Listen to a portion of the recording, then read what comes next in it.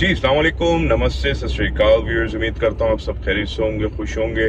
Thumbnail से आपको idea हो गया होगा कि वीडियो में आज हम क्या बात करने वाले हैं। अच्छा जी, कैनेडियन क्वालिफिकेशंस, कौन से कोर्सेज ऐसे हैं जो आगे आने वाले वक्त में इमिग्रेशन में भी हेल्प करेंगे, इसके साथ साथ आपको आगे जॉब्स में भी आसानी रहेंगी, और कौन सी क्वालिफिकेशन या कोर्सेज ऐसे हैं जो सिर्फ आपका टाइम ज़ाया करेंगे। शायद आप कनाडा आ जाएं उन कोर्सेज के थ्रू, बट मोस्ट प्रॉब्ली आपको अपनी एजुकेशन लेकर या तो फिर आप कोई दूसरा कोर्स लेंगे, दोबारा वीजा एक्सटेंड करेंगे, या फिर आपको जो है वापस जाना पड़ेगा। तो based on my own experience, 15 साल मुझे हो गए जी पाकिस्तान छोड़े हुए। 8 साल के करीब लगभग मैंने कोई ऑस्ट्रेलिया में गुजारे हैं।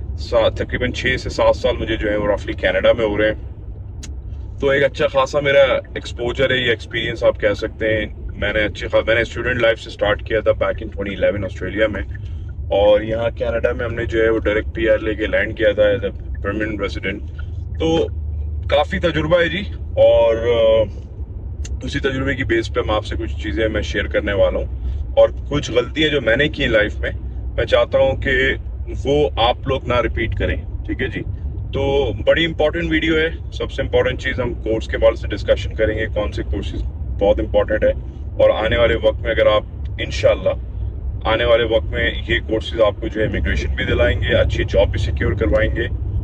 तो मेक श्योर करें इस वीडियो का स्टार्ट से एंड तक देखें, और अगर आपने चैनल को सब्सक्राइब नहीं किया तो make sure you go and subscribe to my channel. अच्छा जी, सबसे इंपॉर्टेंट चीज़ ये है जी, तकरीबन कोई 15 साल पहले 2010 में थोड़ा सा बैकग्राउंड में चलते हैं।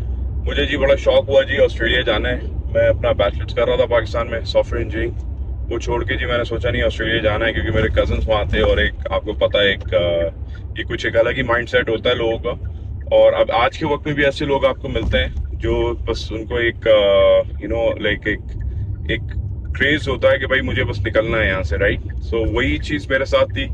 तो भाई हमने एक कंसल्टेंट लिया वहाँ कराची के अंदर, उससे बात हुई, उसने कहा कि भाई ये कोर्स कर लो, ठीक है जी, और आप चले जाएं।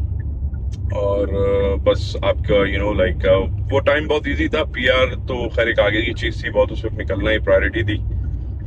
अब वक्त जो है वो चेंज हो चुका है, काफ़ी सारी चीज़ें चेंज हो चुकी हैं, और स्टूडेंट वीज़ा जो है वो जी वो यहाँ पर आना, किसी भी कंट्री में जाना, वहाँ पर आपने एक नए कल्चर को लर्न करना, जॉब्स, पार्ट टाइम जॉब्स करना, अपनी फीसेस भरना, मतलब एक बड़ा चैलेंजिंग टास्क है। It's not that easy. ठीक है जी। वो बड़ी एक अच्छी मिसाल देते हैं, दूर के ढोल सुहाने होते हैं, तो इसमें कोई डाउट नहीं है। 15 साल गुजारने के बाद इन कंट्रीज के अंदर मैं कह सकता हूँ बिल्कुल, तो आपको दूर से जो है बिल्कुल ऐसा लग रहा होता है कि बस आपके लिए जो है ना वो यहाँ शहद की नहरें बहेंगी, और आप आपके बहुत कुछ है। तो मेहनत तो है ही, of course there is no doubt in that, but उसके साथ साथ ये आपको जो है ना थोड़ा स्मार्ट वर्क भी प्ले करना पड़ेगा आज वक्त। खैर एनीवेज, मैं उस वक्त गया, डिप्लोमा ऑफ मैनेजमेंट लेके चला गया मैं, 1 साल का कोर्स वहाँ पर। फिर तकरीबन कोई 1.5-2 साल के बाद जो है फिर अकल आई कि नहीं है बैचलर्स करना चाहिए, इसमें तो कोई इमिग्रेशन का चांसेस दिख नहीं रहे, तो फिर बैचलर्स इन अकाउंटिंग में एनरोल हो गए। ठीक है जी। खैर एनीवेज, मुझे जिस तरीके से गाइडेंस मिलनी चाहिए थी करियर के हवाले से वो नहीं मिली, और वो बड़ी बड़ी सिली मिस्टेक्स मैंने की। शायद मुझे जाना ही बैचलर्स पे चाहिए था। 3 साल का उस वक्त बैचलर्स इन अकाउंटिंग होता था ऑस्ट्रेलिया में फॉर एग्जाम्पल। तो बस फिर इमिग्रेशन के हवाले से जो है वो ज़ाहिर टाइम जो है गवर्नमेंट ने बड़ी स्ट्रिक्टनेस कर दी वहाँ ऑस्ट्रेलिया में, और उसके बाद जो है वो चीज़ें जो है वो उस तरीके से नहीं हो पाई जिस तरीके से होनी चाहिए थी। तो जी फिर हमने जो है वो अपना वर्किंग करके फिर यहाँ पर कनाडा इमिग्रेट कर लिया, और ऊपर वाले का शुक्र है यहाँ पर जो है वो अपॉर्चुनिटीज ओपन थी, और पीआर के हवाले से जो है वो काफ़ी ईजी था, तो आ गए यहाँ पर। ईजी तो नहीं था खैर, वो भी एक स्ट्रगल थी एक्सप्रेस एंट्री की। तो खैर बात सारी है कि आपका जो इनिशियल जो आपकी गाइडेंस है ना, जो आपको एजेंट देते हैं, वो मैं आपको बड़ा क्लियरली बता रहा हूँ। उनका मेन पर्पस होता है, मैं हर इंसान की बात नहीं कर रहा हूँ, मैं एक जनरली बात कर रहा हूँ। जिस तरीके से जो मार्केट है, एजेंट का मेन गेम ये होता है जी कि उसने आपको वीज़ा लगवाना है, और दूसरी स्टूडेंट वीज़े में चीज़ ये देखता है कि उसको कौन से कोर्स पे मोटा कमीशन मिल रहा है, क्योंकि दे मेक अराउंड 10 to 30% के करीब रफली इनको मिलता है बैचलर्स पे, मास्टर्स पे। सो जो कि अच्छी खासी अमाउंट होती है, तो इनको कोई इससे गर्ज नहीं होती कि आप कौन सा कोर्स ले रहे हैं, आगे पीआर में क्या होगा। उन्होंने आपको सिर्फ एक चुरन बेचना है। तो सेल्स की तरह जो होता है ना, सेल्समैन जो होता है भाई कि बस ये खरीद लो, ये ले लो, तो वो इस तरीके से पुश करते हैं आप। और लोग भी बड़े लाइक बहुत ज़्यादा जो है वो निकलने के लिए बड़े पागल होते हैं, बेचैन होते हैं कि बस निकलना है यहाँ से। तो खैर एनीवेज, आपको जो है ना इनिशियल गाइडेंस बहुत इंपॉर्टेंट है। तो मैंने ये नतीजा ही निकाला है कि भाई आप अगर किसी लोकल एजेंट के पास जाएं पाकिस्तान इंडिया में, इससे बेटर ये है जी कि आप किसी प्रॉपर रजिस्टर्ड कंसल्टेंट की जो है ना वो ओपिनियन लें। फॉर एग्जाम्पल ऑस्ट्रेलिया में मारा एजेंट होता है, यहाँ पर आरसीआईसी एजेंट होता है। तो आप किसी को $100 $200 पे कर दें, जो आपके साथ बैठ के बिल्कुल मत्था लगाए, आपके साथ दिमाग अपना यूज करे और वो आपको बताए कि भाई ये कोर्सेज जो है या ये एजुकेशन जो है वो आपके लिए बेनिफिशियल है। आप अपना इंटरेस्ट भी शो करें, ठीक है जी। इसके साथ साथ वो आपको बताए कि भाई ये करना चाहिए इमिग्रेशन के वाले से, ये पॉइंट ऑफ व्यू। ये एक बड़ी इंपॉर्टेंट चीज है। लोग जो है ना इसमें बड़ा लैग करते हैं और फिर आगे स्ट्रगल करते हैं। अब बात करते हैं जी कनाडा में कोर्सेज के हवाले से। जैसे मैंने बताया वक्त चेंज होता जा रहा है, इमिग्रेशन पॉलिसीज चेंज हो रही हैं, स्टूडेंट वीजा के हवाले से पीजीडब्ल्यूपी के हवाले से काफी चेंजेस हो चुके हैं। तो टाइम बड़ी तेजी से गुजर रहा है। तो इस वक्त जो है बड़ी इंपॉर्टेंट चीज ये जी कि राइट टाइम पर राइट डिसीजन लें। अगर आपने इन कंट्रीज में सेटल डाउन होना है, definitely there are still opportunities. मैं किसी को डीमोटिवेट नहीं कर रहा हूँ। हर इंसान का एक अपना नसीब है, मुकद्दर है। So but you should definitely try, ठीक है जी।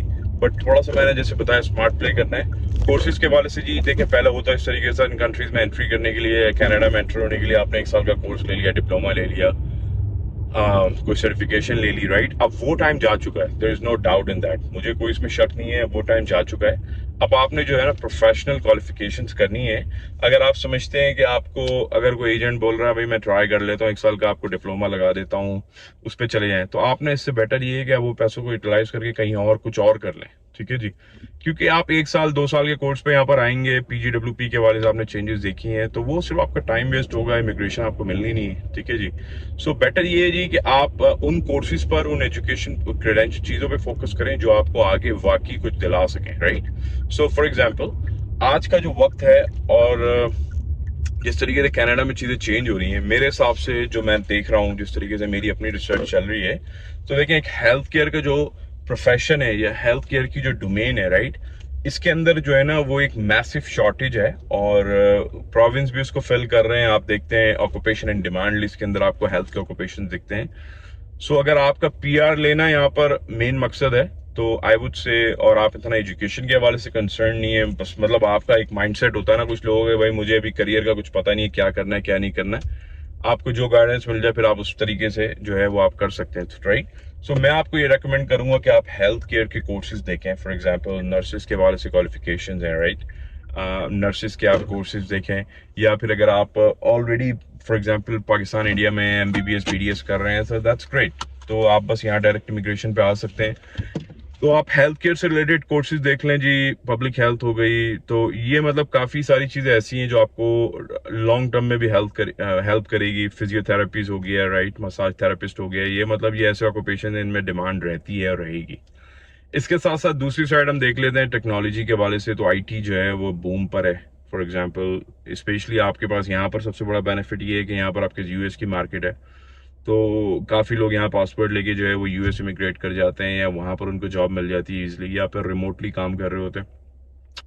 तो आईटी के अंदर आप देख सकते हैं जी अपने कोर्सेज क्वालिफिकेशंस, कोशिश ये करें बैचलर्स या masters, because that's a proper education, right. So वो जो है ना आप उसमें for example bachelors in information technology, networking, right, तो मतलब ये आप आईटी से रिलेटेड कोर्सेज, तो मैं आपको सिर्फ just to give you an idea, ये करंट इस वक्त की सिचुएशन है। या फिर आपका तीसरा ऑप्शन ये है कि फिर आप वो ट्रेड ऑक्यूपेशन में चले जाएं, जिसमें फॉर एग्जांपल जिसमें फिर आपको ट्रेड लाइसेंसिंग रिक्वायर्ड है, प्लम्बर हो गया, इलेक्ट्रीशियन हो गया, राइट। सो ये चीज़ें ऐसी हैं कि इनकी कभी डिमांड ख़त्म नहीं होनी है, क्योंकि इसमें एक बड़े लिमिटेड लोग होते हैं जो एंटर होते हैं इन ऑक्यूपेशंस के अंदर, हर इंसान की बस की बात नहीं होती है। तो जो अभी करंट मार्केट की जॉब्स की सूरत हाल है, इसमें इससे बेटर कोई ऑप्शन है नहीं। सो आई वुड से कि आप या तो हेल्थ केयर सेक्टर में फोकस करें, या टेक्नोलॉजी से रिलेटेड आईटी से रिलेटेड कोर्सेज लें, राइट, या फिर इसके साथ साथ जो है वो आप या तो ट्रेडिंग सेक्टर में जा सकते हैं। ये ऐसे ऑक्यूपेशन हैं, ये चीज़ें हैं, ये आपको डेफिनेटली लॉन्ग टर्म में हेल्प करेंगी। अदरवाइज अगर आप 1 साल के बिजनेस एडमिनिस्ट्रेशन, बिजनेस मैनेजमेंट, या फिर आप रिटेल, ये चीज़ें जो है ना यहाँ पर ऑलरेडी बहुत है। यहाँ पर आपको एक बच्चे से बच्चा जो है वो के पास ये क्वालिफिकेशंस मिलेंगी, तो इसकी नीड नहीं है, राइट। तो आप इतना पैसा वक्त लगाएं तो बेटर ये है कि आप थोड़ी सी रिसर्च करें और दूसरी चीज़ बड़ी इंपॉर्टेंट ये है कि आप ऑक्यूपेशंस इन डिमांड की लिस्ट अपडेट होती रहती है प्रोफेशन में IRCC की तरफ, तो आप मेक श्योर करें उन लिस्ट को भी फॉलो करें ताकि आपको आइडिया रहे कनाडा में करंटली चल क्या रहा है। तो ये थोड़ी सी जी वीडियो थी आपको just to give you an idea कि भाई मैंने क्या मिस्टेक्स किए हैं लाइफ में। जैसे मैंने बताया कोर्सेज के वाले से मैंने बड़ा टाइम वेस्ट किया है। अगर मैं राइट अवे उस पर बैचलर्स पे जाता तो वो इमिग्रेशन के लिए बड़ा मेरे लिए स्ट्रेट फॉरवर्ड रूट होता। But anyways thank you very much for watching. I hope कि आपको ये थोड़ा सा समझ में आया होगा। इसके अलावा आपको कोई सवाल हो, कोई कंसर्न हो, just leave it in the comment section for me. मिलते हैं आपसे नेक्स्ट वीडियो में बहुत जल्द। Thank you once again for watching. Take care, bye bye.